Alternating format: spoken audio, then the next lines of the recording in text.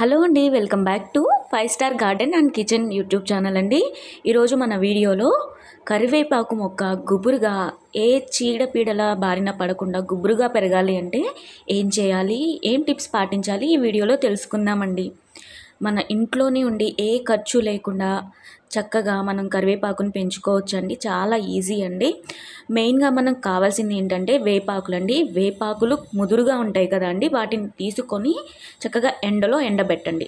వాటిని ఎండబెట్టి పౌడర్గా చేసుకోండి. అది పక్కన పెట్టి తర్వాత మనం ఇంట్లో గుడ్డు పెంకులు ఉంటాయి కదండి, వాటిని కూడా బయట పారేయకుండా చక్కగా ఎండబెట్టి పౌడర్ చేసుకొని ఈ గుడ్డు పెంకుల పొడిని, అలాగే వేప ఆకుల పొడిని, కొంచెం కోకోపీట్ లేకపోతే మట్టితోని, లూజ్గా ఉండే మట్టితో ఈ 3 మిశ్రమాలు చక్కగా కలిపి మొక్క మొదలు దగ్గర ఏ ప్లాంట్ అయితే వీక్గా ఉందో, ముఖ్యంగా కరివేపాకుకి ఈ టిప్ బాగా పనిచేస్తుందండి.